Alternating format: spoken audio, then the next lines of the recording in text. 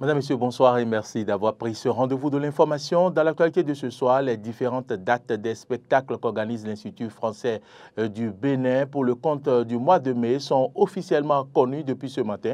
Vous en saurez davantage dans cette édition. Aucune des revendications des travailleurs n'a été satisfaite depuis 2 ans. C'est une déclaration du syndicaliste Kassa Mampo qui s'inscrit dans le cadre de la commémoration de la fête du 1er mai, fête du travail. Nous en parlerons dans ce journal. Le Royaume-Uni lance une opération visant à placer en détention les demandeurs d'asile arrivés illégalement dans le pays. C'est tout pour le sommaire. Vous gardez votre position pour le développement de cette édition.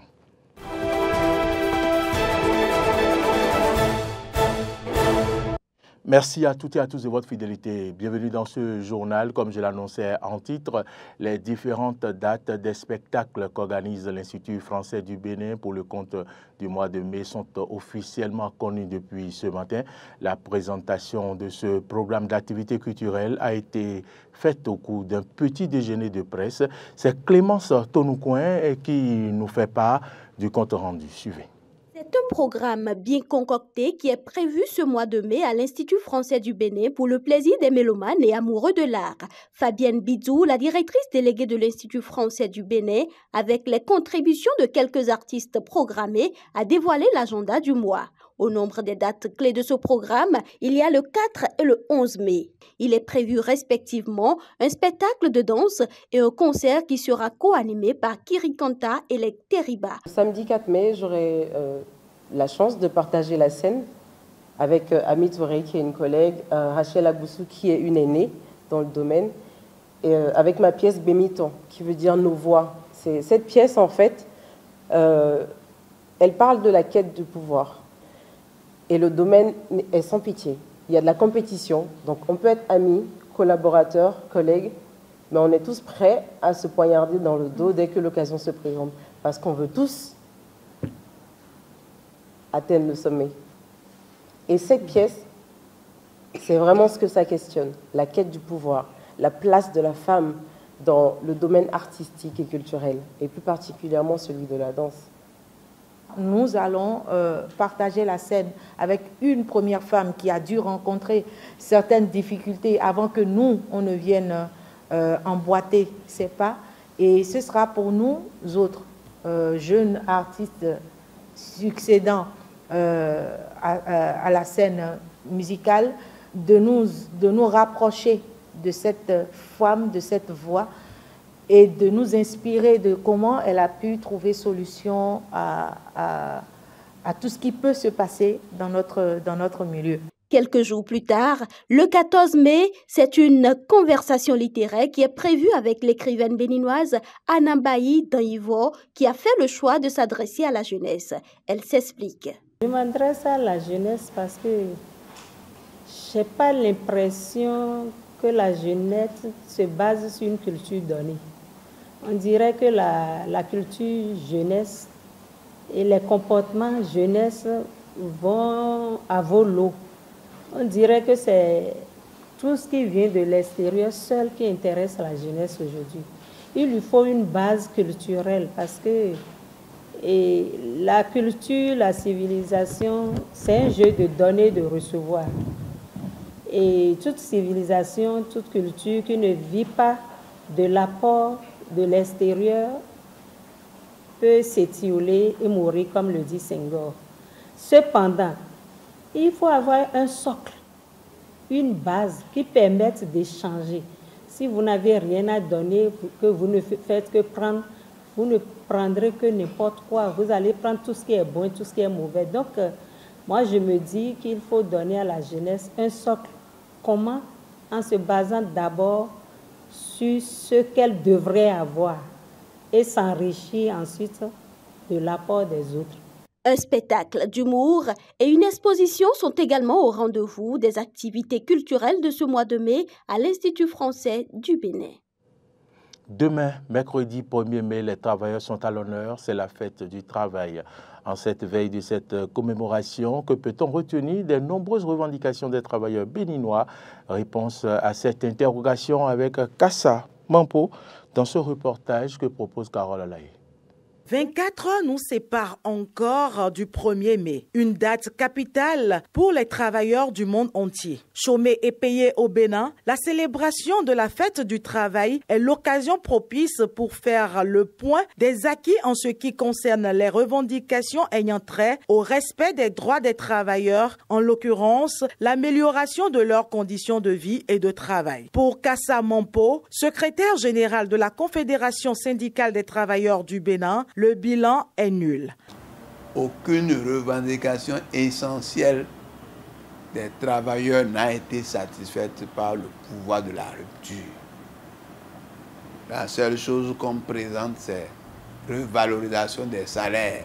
Et ça, c'est même depuis 2022, décembre 2022, qu'il y a eu revalorisation des salaires. Et quelle revalorisation? On a revalorisé dans le privé le SMIC sans hiérarchiser les salaires. Depuis, combien de patrons privés ont augmenté? Au niveau du public, on a donné, comment on appelle, 3% de revalorisation et 2,4% pour les retraités. On a donné aussi les sur-salaires aux travailleurs en tenant compte des tranches. Et en réalité, c'est les primes qu'on donnait annuellement ou semestriellement qu'on a mensualisé. C'est ça qui fait le sur-salaire en question. Donc, véritablement, il n'y a pas eu revalorisation des salaires. Même lorsqu'on prend le coût de vie, la cherté de la vie, les taxes, les impôts, l'inflation, on constate que l'augmentation s'annule très rapidement par rapport à cette augmentation. La dissolution des sociétés d'État ayant pour corollaire l'augmentation du taux de chômage, la mise à la retraite d'office de certains agents de la police républicaine et de la douane sont des arguments qui viennent corroborer le bilan négatif clamé par le secrétaire général de la CSTB. Une triste réalité malgré l'existence d'un cadre légal chargé des négociations des diverses revendications au Bénin. Il y a un cadre officiel qui existe, qui a même les tests sont prévus le nombre de fois qu'on doit se retrouver par an. Le cadre ne se réunit même pas. Le cadre ne se réunit pas, la Commission nationale de négociation ne se réunit plus. Et quand elle fait semblant de se réunir, c'est quand la rentrée est proche, qu'on nous appelle pour dire « Ah, bon, il faut faire diligence ». Des gens étaient à 11 ans de leur retraite. Ils ont même fait des prêts. On vient brutalement les mettre à la retraite. Certains sont morts, d'autres sont paralysés. C'est suffisamment grave. Donc, jusque-là, il n'y a pas satisfaction de revendication. Ce 1er mai 2024 sera donc une meilleure occasion pour les travailleurs de dire leur ras-le-bol. Des meetings et marches de protestation sont donc prévus. Contre la faim, la vie chère, les brimades et répressions, l'insécurité et pour la souveraineté nationale, intensifions nos luttes sur toute l'étendue du territoire national pour la satisfaction de nos revendications. Pour ça, nous avons prévu des marches sur toute l'étendue du territoire. Une marche à Cotonou et des marches dans des départements. Et donc à Cotonou, c'est à partir de 7 h à la place de l'Étoile Rouge. Et déjà à 8h30, 9h, nous allons démarrer la marche pour passer par devant l'église Saint-Jean, commissariat central, et passer devant au carrefour Une-Africa et venir à la bourse du travail où nous allons prononcer les messages de commémoration. Tous les travailleurs de tous les secteurs sont donc conviés à ces manifestations qui visent le respect de leurs droits en tant que travailleurs béninois. Si plusieurs citoyens béninois ont déploré les incidents survenus au cours de la marche avortée par les forces de l'ordre samedi dernier et ont condamné les actes de la police républicaine, pour d'autres, cette marche syndicale avait pour but de mystifier le peuple béninois. Suivez ici les avis dans ce reportage de Carole Olaï. 7 personnes, dont 2 leaders syndicaux, ont été interpellées à la suite de la marche contre la cherté de la vie samedi dernier à Cotonou. Si ces manifestants ont recouvré leur liberté dans la même soirée, l'événement reste un souvenir mémorable qui n'est pas du goût des citoyens béninois. Aux environs de 6 heures, j'étais venu au bout du travail. J'ai vu qu'il y a les policiers partout. Je suis reparti à la maison parce que je suis à Vaudier. Au retour vers 9h, 8h, quelque chose comme ça. Vers 1h comme ça, j'ai vu les syndicalistes. On était ensemble avec eux. Ils ont commencé par parler ce qui les énerve. Ils ont commencé par dire. De là, on a marché jusqu'au venir au bout du travail. Arrivé à bout du travail, c'est là qu'on a vu les policiers. Ils étaient entourés de nous, chacun sauf sa tête. Moi, j'ai fui parce que quelqu'un n'a pas envoyé là. Moi, je vois que c'est un peu gauche. Au fait, on devait refaire encore ce match-là. Il est vrai, nous sommes dans un état de droit. On doit apprendre à respecter un peu ce que nous-mêmes nous avons mis sur pied. On doit bien défendre les droits des citoyens, mais dans la logique, dans le canevas que nous nous sommes tracés.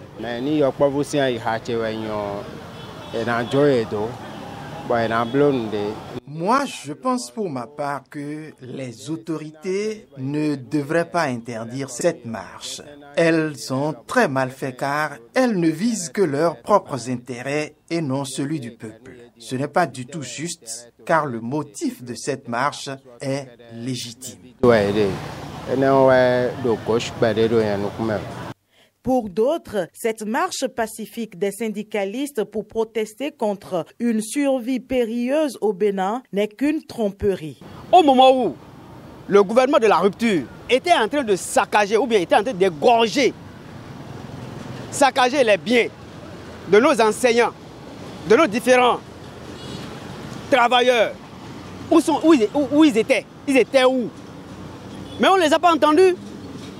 Depuis que la fermeture de la frontière Bénin-Niger a été fermée, on ne les a pas entendus. Maintenant, on nous parle de la cherté de la vie. Ils veulent défendre quoi? Voyez-vous? Ils veulent défendre quoi? Non, je crois que c'est fini ça. Le gouvernement de la rupture ne peut plus tromper les gens. C'est une manigance entre le gouvernement et ces syndicalistes-là. Ces éléments, moi je les appelle des kélébés de la rupture. Une farce ou pas, les syndicalistes comptent toujours se faire entendre. La marche contre la vie chère au Bénin est tout simplement reportée à une date ultérieure. Autre information à présent, allons du côté de l'Assemblée nationale. Sous la houlette du président Louis Vlavonou, 3 points sur 7 ont été adoptés par les députés. Retrouvons Prince Agoliago pour plus de détails. Les députés de la 9e législature étaient hier au Palais des gouverneurs à Port-Nouveau pour une séance plénière. Sous la conduite du président de l'Assemblée nationale, Louis Vlavonou, le premier dossier examiné et adopté est relatif au projet de loi portant réglementation bancaire en République du Bénin. Qui sont ceux qui sont pour? Merci. Procuration pour? Merci. Contre? 0. Procuration contre? 0. Abstention? 0. Procuration, abstention, 0. Alors, l'Assemblée nationale a délibéré et adopté en sa séance du lundi 29 avril 2024 la loi numéro 2024-14 portant réglementation bancaire en République du Bénin à l'unanimité des députés présents et représentés. C'était à l'instant le président de séance Louis Vlavonou à la délibération. Le second dossier est vidé qui relève également d'une loi majeure pour le Bénin, est le projet de loi portant définition et répression de l'usure en République du Bénin. Il est adopté à l'unanimité des députés présents et représentés. Le troisième point examiné dans la soirée d'hier est relatif au projet de loi portant activité de l'affacturage en République du Bénin. De quoi revêt ce projet de loi? Le ministre de la Justice, Garde des Sceaux, est chargé des relations avec les institutions. Yvon Detchenou a profité de l'occasion pour exposer les spécificités de l'affacturage. On l'écoute. L'affacturage, c'est un mécanisme qui permet d'avoir avoir accès principalement aux liquidités qui pourraient être permises dans le cadre des échanges. Donc nous avons déjà posé, avant de venir à la remise à jour de cet outil de financement, nous avons déjà posé le cadre de protection qui était sollicité, qui est envisagé pour protéger précisément ceux qui pourraient être tentés par l'utilisation de cet outil. Donc oui, effectivement, les personnes qui peuvent avoir recours à l'usure sont protégées contre le facteur et sont non seulement protégées, je vais dire juridiquement en termes d'obligation, mais sont protégées pénalement également par la répression qui est organisée de l'usure. Prince Marcel Agoliago pour Eden TV. Hors de nos frontières, le Royaume-Uni lance une opération visant à placer en détention les demandeurs d'asile arrivés illégalement dans le pays. L'Irlande est confrontée à un afflux massif d'immigration clandestine en provenant du Royaume-Uni. Tout cela après que Londres a introduit une loi sur le renvoi des migrants illégaux vers le Rwanda. Reportage. Nouvelle mesure anti-migrants au Royaume-Uni. Des fonctionnaires du ministère de l'Intérieur lancent lundi une opération visant à placer en détention des demandeurs d'asile arrivés illégalement en Grande-Bretagne afin de les renvoyer dans leur pays d'origine, à en croire le quotidien britannique The Guardian. La publication elle-même qualifie l'opération de choquante. Selon le média, le gouvernement a approuvé l'opération avant les élections municipales, locales et régionales prévues pour le 2 mai. Les responsables prévoient d'arrêter les demandeurs d'asile qui se rendent aux rencontres régulières dans les bureaux d'immigration ou pour payer leur caution et d'interpeller également des personnes à l'échelle nationale lors d'un exercice surprise de 2 semaines. Des avocats et des militants ont déclaré que les détentions risquaient de provoquer des litiges juridiques prolongés, des manifestations communautaires et des affrontements avec la police. Les agents de la police écossaise ont été mis en état de haute alerte. L'Irlande, quant à elle, a entre-temps été confrontée à un afflux massif d'immigrés clandestins en provenance du Royaume-Uni. La chaîne de télévision irlandaise RTE rapporte que 80% des personnes qui ont demandé l'asile aux autorités irlandaises ces derniers jours sont entrées dans le pays depuis le Royaume-Uni en passant par la frontière non surveillée avec l'Irlande du Nord. Notre pays ne fournira sous aucune forme que ce soit une échappatoire aux défis migratoires des autres pays. C'est très clair. Nous ne pouvons pas permettre à la politique migratoire des autres pays de saper la nôtre. Rappelons que le Premier ministre britannique Rishi Sunak a récemment déclaré que les premiers avions transportant des réfugiés partiraient vers le Rwanda dans les 10 à 12 semaines à venir. À cette fin, le Royaume-Uni a signé un accord avec les autorités rwandaises. Auparavant, le Parlement britannique avait approuvé le projet de loi sur l'expulsion des migrants illégaux vers le Rwanda, puis le document avait été signé par le roi Charles III, devenant ainsi officiellement une loi. Madame, Monsieur, c'est ici que se referme ce journal. Merci à toutes et à tous de l'avoir suivi. L'information, vous le savez, continue sur nos différentes plateformes, YouTube, Facebook, Twitter et sur notre site internet www.benin-eden.tv. Bonne suite de nos programmes et à demain.